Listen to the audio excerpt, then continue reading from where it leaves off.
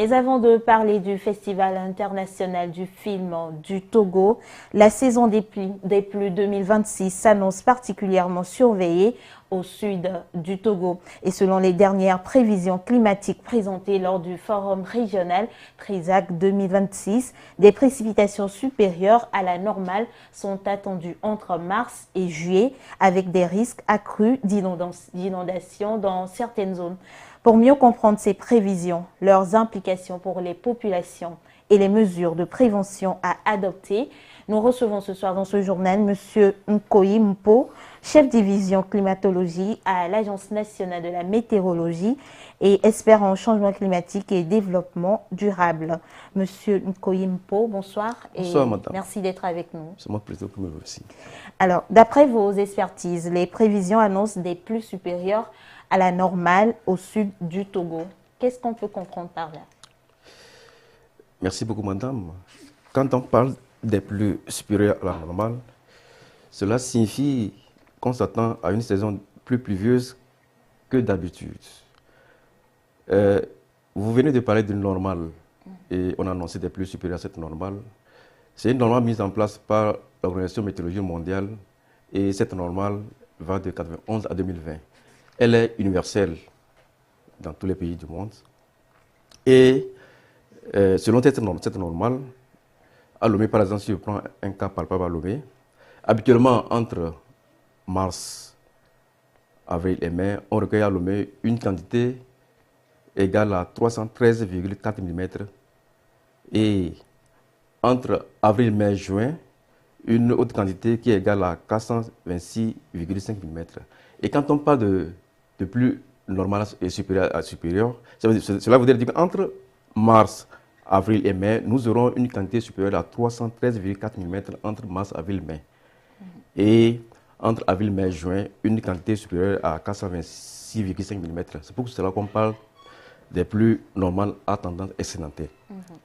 Donc on doit comprendre par là que durant ces prochains mois, il y aura, nous serons confrontés à une période pluvieuse. Oui, pluvieuse que d'habitude. Je viens de le dire, habituellement à Lomé, entre mars, avril, mai, on recueille une quantité égale à 313,4 mm. Pour cette fois-ci, nous aurons une quantité supérieure à cette quantité, à ce cumul qu'on recueille habituellement. Cela veut dire que cette année, les pluies seront supérieures à la normale que je viens d'annoncer. Alors, après une année 2025 marquée par un déficit pluviométrique, comment expliquer ce retournement avec ces pluies abondantes annoncées en cette année 2026? Qu'est-ce qui explique cela? Merci beaucoup, madame. L'annonce des pluies plus abondantes en 2026 peut s'expliquer par le fait que nous parlons de la variabilité naturelle du climat et aussi par l'évolution des conditions atmosphériques océaniques qui influencent la mousson ouest-africaine. Chaque année est influencée par des conditions océaniques et les conditions qui ont influencé l'année passée ne sont pas les mêmes qui ont influencé cette année 2026. Cette année 2026, la température au niveau des océans est plus chaude. Et quand la température au niveau des océans, surtout le sud du pays, le golfe de Guinée, ça influence beaucoup les précipitations. C'est cette condition locale qui a fait que nous aurons des pluies abondantes. On parle aussi de la circulation du vent qui transporte l'humidité, c'est-à-dire le vent de mousson sur le continent. Et il y a aussi la position de cette mousson. Si elle est plus intense, ça entraîne plus de pluie. Donc, en résumé, ce retournement s'explique par la variabilité naturelle du climat et par des conditions océaniques et atmosphériques plus favorables à une mousson humide en 2026 au Togo que l'année que nous avons vécue, c'est-à-dire l'année 2025. D'accord. Ces pluies déjà annoncées font craindre les inondations, surtout ici à Lomé.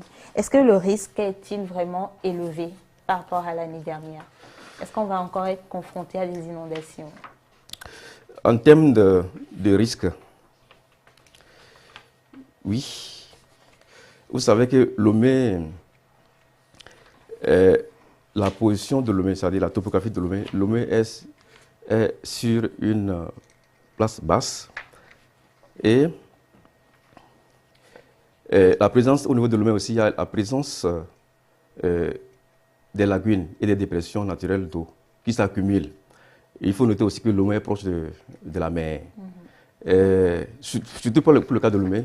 On peut aussi parler de l'urbanisation rapide avec l'occupation des zones inondables. C'est vrai que l'État fait des efforts pour mettre en place des systèmes de drainage, mais il y a un phénomène. L'encombrement de ces systèmes fait que les eaux n'arrivent pas à circuler librement. Donc, ce sont des risques d'inondation. Donc, en résumé, pour me résumer, le risque d'inondation existe effectivement, notamment dans les zones basses et lagunaires de Lomé. Toutefois, l'occurrence des inondations dépendra surtout de l'intensité des pluies et la capacité du système de drainage à évacuer rapidement ces eaux. Si les caniveaux sont curés et s'il n'y a pas d'encombrement, l'eau va circuler librement. Mais au cas où ces systèmes de drainage sont bouchés, nous serons à vue encore des inondations. Et quels sont les impacts sur les activités qui dépendent de la pluie? L'agriculture, par exemple. Oui. Au niveau des impacts, si nous prenons par exemple le cas de l'agriculture, il y a des impacts positifs et des impacts négatifs. En termes d'impact positif, on peut parler d'une meilleure disponibilité de l'eau pour les cultures, des conditions de germination, bonnes conditions de germination et la croissance des plantes, des rendements agricoles potentiellement élevés si les pluies sont bien réparties.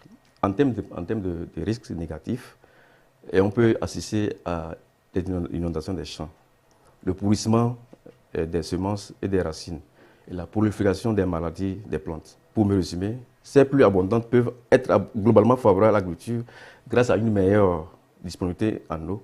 Cependant, si elle est excessive et mal répartie dans le temps, elle peut aussi provoquer des inondations et des champs et affecter certaines cultures. D'accord. Alors, Monsieur Nkoyimpo, dernière question. Quels conseils pratiques l'ANAMET donne-t-elle aux populations, notamment celles vivant dans les zones inondables? Merci beaucoup, madame. L'Agence nationale de la météorologie du Togo recommande aux populations, surtout celles vivant dans les zones inondables, d'adopter des mesures de prévention pour réduire les risques liés aux fortes pluies. Il faut suivre les informations météorologiques. Les populations doivent écouter les bulletins météo et les alertes afin d'anticiper ces épisodes de fortes pluies. Il faut assainir les alentours des habitations, c'est-à-dire il est conseillé de curer les caniveaux, comme je viens de le dire, éviter de jeter des déchets dans des drains et faciliter l'écoulement des eaux de pluie. Il faut aussi éviter les zones à risque pendant les fortes pluies. Les habitants des bas-fonds et zones inondables doivent rester vigilants et éviter de traverser les eaux en crue. Il faut aussi protéger les biens essentiels, c'est-à-dire il est recommandé de mettre à l'abri des objets de valeur, les documents importants et les denrées alimentaires. Il faut respecter les consignes des autorités locales, c'est-à-dire en cas d'alerte ou d'inondation, il est important de suivre des indications des services de protection civile et des autorités. Pour me résumer, l'Agence nationale de la météorologie recommande aux populations de suivre régulièrement ces bulletins météorologiques, d'assainir leur environnement pour faciliter l'écoulement des eaux et éviter les zones inondables pendant les périodes de fortes pluies. La vigilance et le respect des consignes des autorités restent essentiels pour réduire ces risques. Merci beaucoup à vous, Monsieur Nkoyimpo. Je rappelle, vous êtes chef division climatologie à l'Agence nationale de la météorologie et également expert en changement climatique et développement durable. Merci d'être passé dans ce journal. C'est moi qui vous remercie.